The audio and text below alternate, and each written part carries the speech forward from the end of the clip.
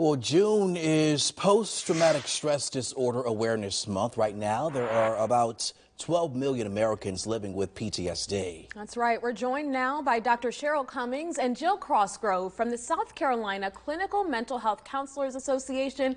Ladies, thank you so much for coming. This is going to be a very important conversation that we're having this morning. Thank you for inviting us. Thank you. Absolutely. So let's get right into it. Can you just first talk about PTSD itself and what type of life events can trigger this? PTSD stands for post-traumatic stress disorder, and usually we think about it when it comes to veterans coming home from war or people who have experienced rape or sexual violence.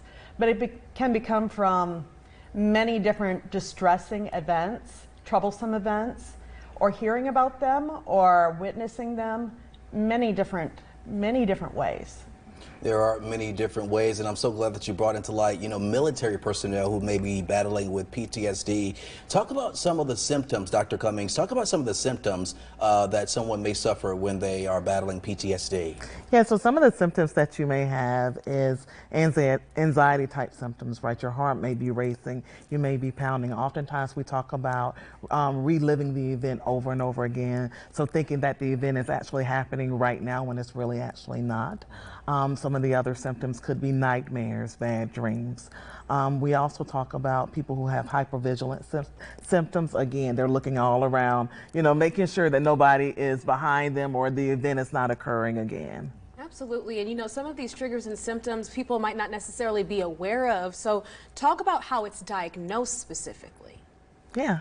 Go ahead. Okay, so how it's diagnosed is usually you have to see either a psychiatrist or a professional counselor or a professional social worker, someone who is licensed. There's a long list of assessments. There's a long list of intake interviews that you have to do in order to be diagnosed. So the first part is to kind of know what your symptoms are, and if you think something is wrong with you, go see your primary care doctor, and then your primary care doctor will make sure that they send you to a psychiatrist or a licensed professional counselor.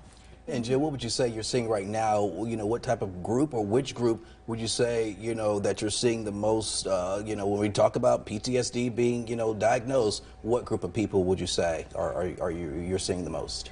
Actually, it's across the board, from children to elderly. Any person is susceptible for post-traumatic stress disorder. It's simply a person who has experienced something distressing, and their brain responds in a way that it's carried with them.